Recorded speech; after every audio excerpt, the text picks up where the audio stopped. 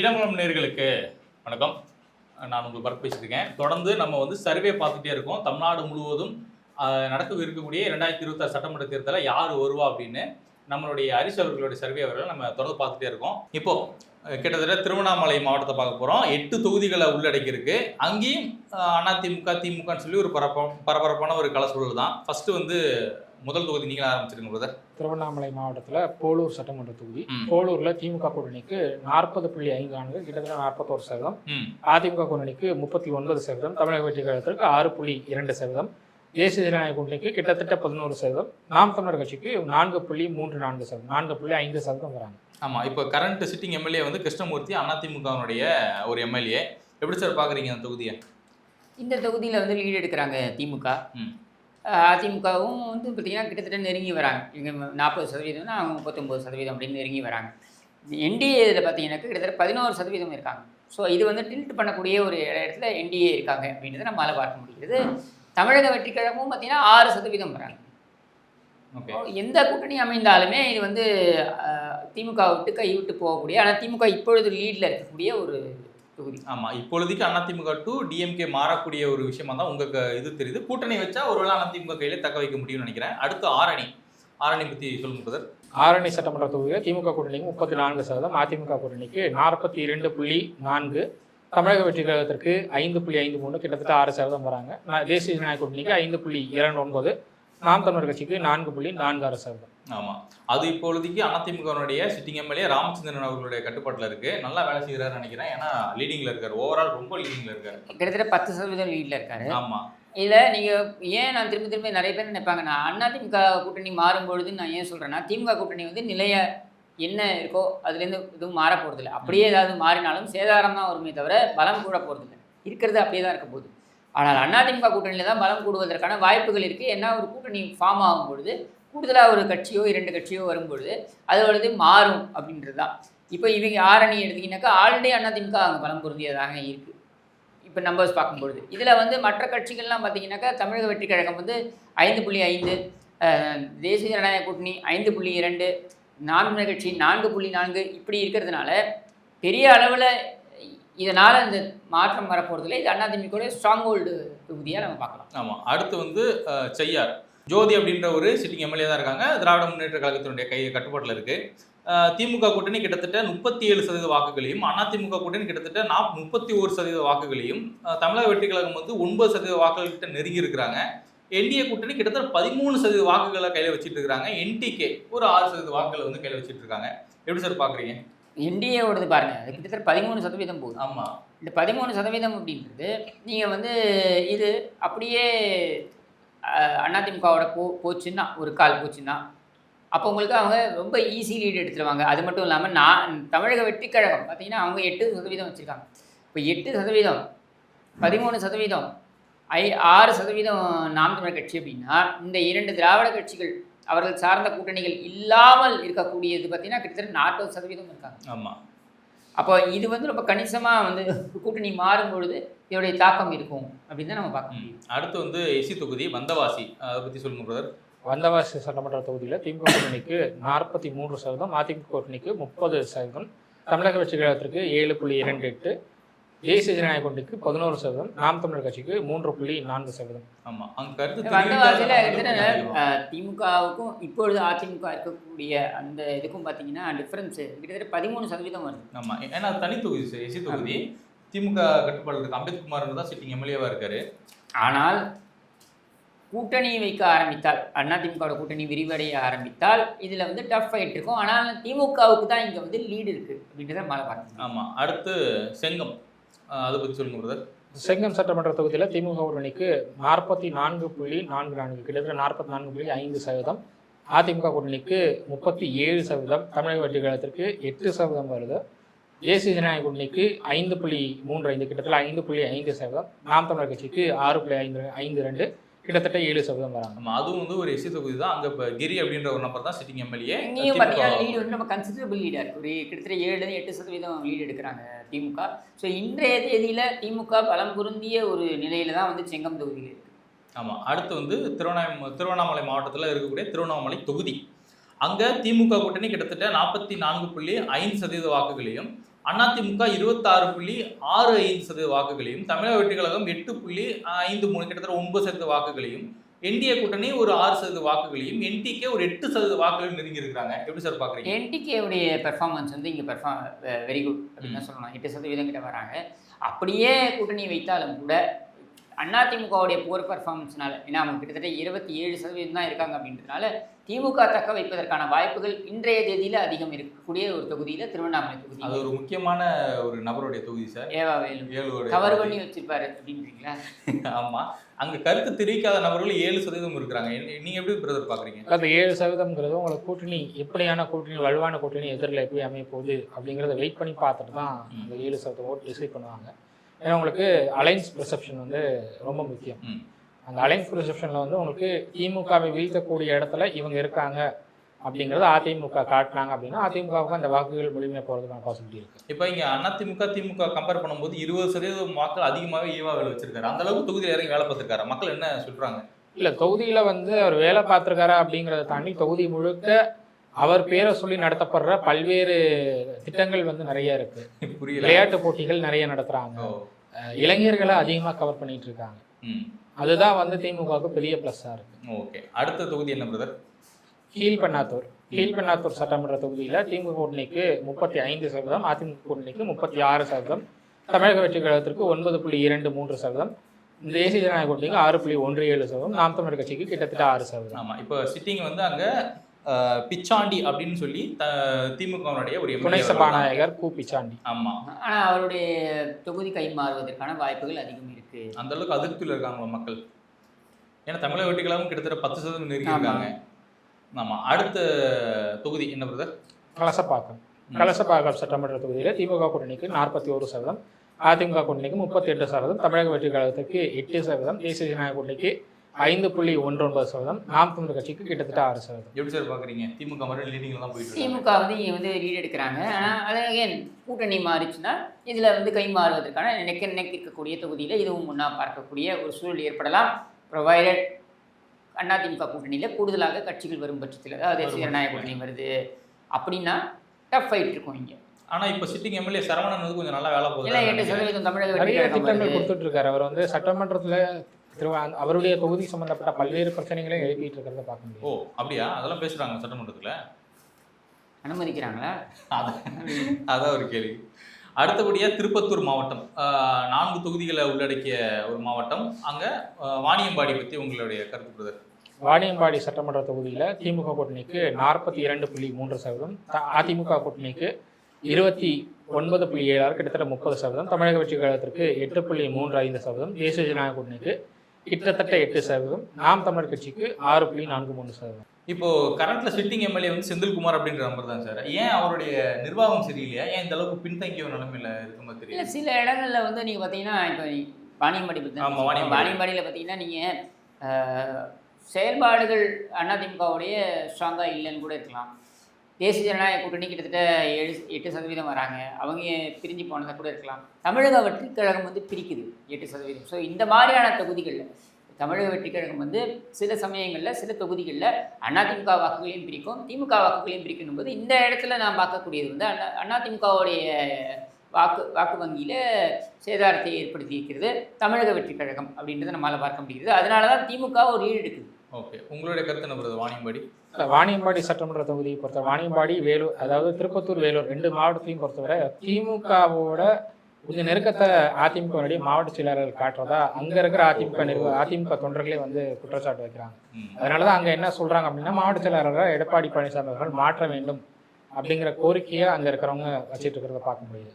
வாணியம்பாடி தொகுதியை பொறுத்தவரை வந்து அங்கே தமிழக வெற்றி கழகம் நல்ல ஒரு ஸ்கோர் பண்ணிட்டு இருக்காங்க. அதிமுகவுடைய பேஸ் ஓட்டை அவங்க டார்கெட் பண்ணி பண்ணுறாங்க. அண்ட் தேசிய ஜனநாயக கூட்டணி உங்களுக்கு அதிமுக கூட்டணியிலிருந்து பிரிஞ்சதுனாலேயும் உங்களுக்கு வந்து வாக்கு சேதாரம் இருக்கிறத பார்க்க முடியும். ஓகே, அடுத்து ஆம்பூர் தொகுதி என்னன்னு சொல்லுங்க பிரதர்?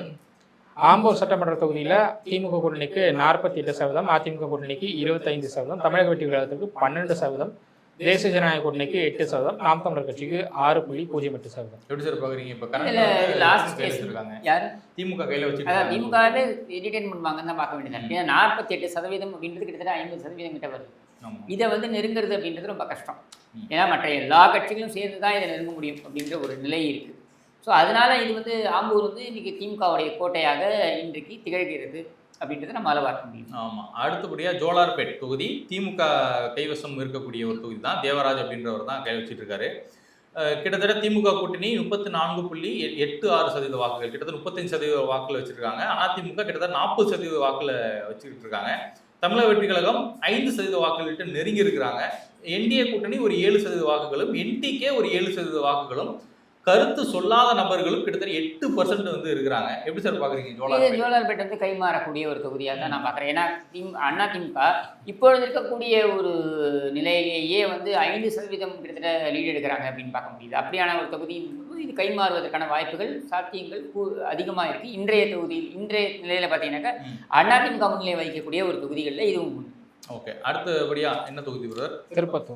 திருப்பத்தூர் சட்டமன்ற தொகுதியில் திமுக கூட்டணிக்கு 39.41%, அதிமுக கூட்டணிக்கு 33%, தமிழக வெற்றி கழகத்திற்கு கிட்டத்தட்ட 10%, தேசிய ஜனநாயக கூட்டணிக்கு கிட்டத்தட்ட 5%, நாம் தமிழர் கட்சிக்கு 6.54, கிட்டத்தட்ட 7% வராங்க. ஆமாம், கருத்து தெரிவிக்காத நபர்களும் 7% கிட்ட இருக்காங்க. இப்பொழுதைக்கு திராவிட முன்னேற்ற கழகத்தை சார்ந்த நல்ல தம்பி அப்படின்றவர் அவர் லீடு எடுக்கிறாரு. ஆனால் கூட்டணிகள் மாறும் பொழுது அது வந்து டஃபா ஃபைட்டா மாறும் அப்படிதான் நான் நினைக்கிறேன். ஓகே, ஏன்னா இங்க விஜய் அவர்கள் நல்ல ஒரு முன்னேற்றத்தில் இருக்காரு. 10% இங்க இருக்கிறாங்க, 10% கிட்ட வராரு. அதனால இங்க வந்து ஒரு டஃப் ஃபைட்டா மாறுவதற்கான வாய்ப்புகள் அதிகம் கூட்டணி சேரும் பொழுது. ஓகே, அடுத்தபடியா வேலூர் மாவட்டம். வேலூர் மாவட்டத்துல ஒரு 5 தொகுதிகள் வந்து இருக்கு. முதல்ல வந்து வேலூர் தொகுதியை பார்த்துருவோம். சொல்லுங்க பிரதர். வேலூர் சட்டமன்ற தொகுதியில் திமுக கூட்டணிக்கு 43.4, 43.5% வராங்க.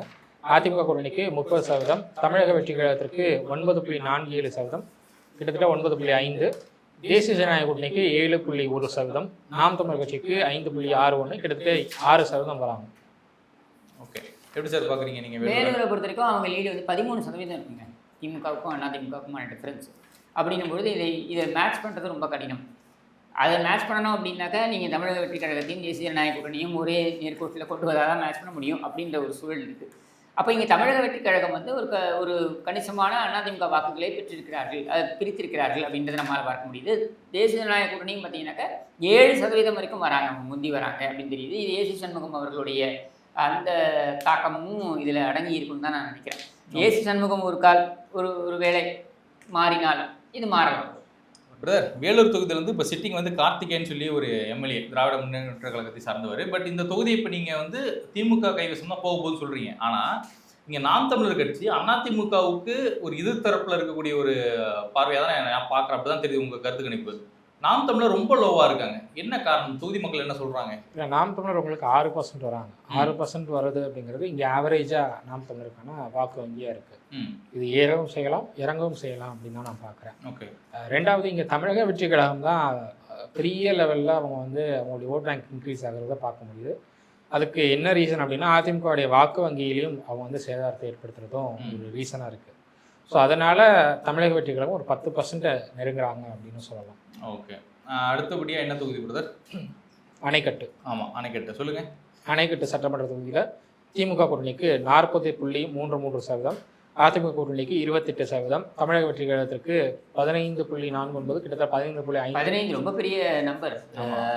இவங்க தமிழக வெற்றி கழகம் வரக்கூடிய 15.5%, தேசிய ஜனநாயக கூட்டணிக்கு 10.33%, நாம் தமிழர் கட்சிக்கு 3.39, கிட்டத்தட்ட 3.5%. இப்போ சிட்டிங் வந்து நந்தகுமார் அப்படின்ற ஒரு திராவிட முன்னேற்ற கழகத்தை சார்ந்த ஒரு நபர் தான். எப்படி சார் பார்க்குறீங்க நீங்கள்?